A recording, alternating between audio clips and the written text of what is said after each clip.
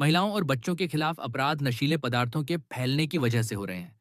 ये समस्या अचानक मई 2026 में पैदा नहीं हुई। ये कई सालों से मौजूद है। ये इसलिए फैली क्योंकि इसे लंबे समय तक नजरअंदाज किया गया। तमिलनाडु के मुख्यमंत्री सी जोसेफ विजय ने मंगलवार 9 जून 2026 को चेतावनी दी कि जो लोग महिलाओं को परेशान करते हैं और उनकी सुरक्षा को खतरा पहुंचाते हैं, ये सोचकर कि वे सजा से बच सकते हैं, उन्हें बख्शा नहीं जाएगा। उन्होंने कहा कि पुलिस उनके खिलाफ सख्त कार्रवाई करेगी। मुख्यमंत्री ने कहा कि महिलाओं की सुरक्षा के लिए खतरों की जड़ नशीले पदार्थों का प्रसार और नशीली दवाओं का दुरुपयोग है और इसे खत्म किया जाना चाहिए। उन्होंने कहा सरकार की सफलता को केवल बुनियादी ढांचे और आर्थिक विकास से नहीं मापा जाना चाहिए। इसे उस सम्मान और गरिमा से मापा जाना चाहिए जिसके साथ महिलाएं और बच्चे रहते हैं। इस स्पेशल फोर्स की शुरुआत से जो श्री विजय के दिल के बहुत करीब थी, उन्हें बहुत खुशी हुई।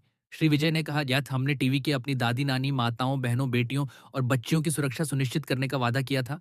वह वादा सिर्फ चुनाव के लिए नहीं था, वह भावना और सच्चाई के साथ दिल से किया गया था।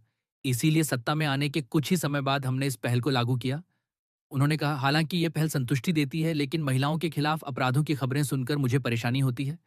उन भावनाओं को नियंत्रित करना मुश्किल है क्योंकि ऐसे अत्याचार हमारे अपने परिवारों के लोगों के साथ होते हैं। मुख्यमंत्री ने महिलाओं और बच्चों के खिलाफ अपराधों के लिए नशीले पदार्थों के प्रसार को जिम्मेदार ठहराया। उन्होंने कहा, यह समस्या अचानक मई 2026 में पैदा नहीं हुई। ये कई सालों से मौजूद है। ये इसलिए फैली क्योंकि इसे लंबे समय तक नजरअंदाज किया गया।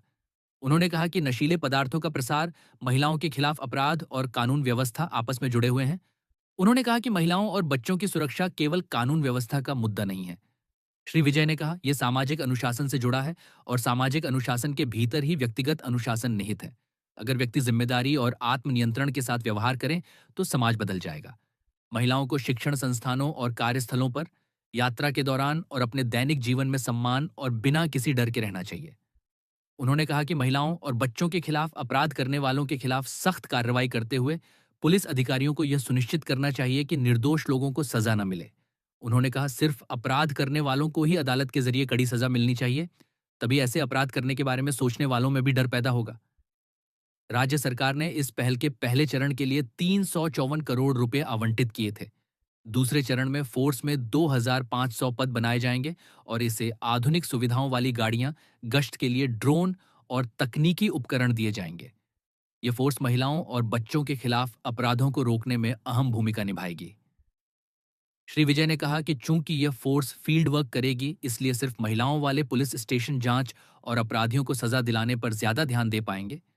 10 मई को पद संभालने के बाद श्री विजय द्वारा जारी 3 आदेशों में से एक सिंगप्पेन स्पेशल फोर्स का गठन था।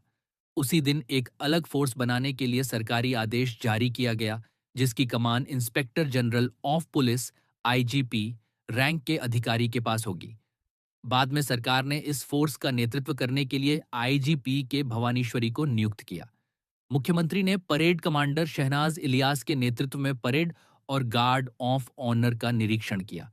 उन्होंने सिंगप्पेन स्पेशल फोर्स के मोनोग्राम का अनावरण किया और फोर्स के लिए समर्पित गाड़ी चलाई।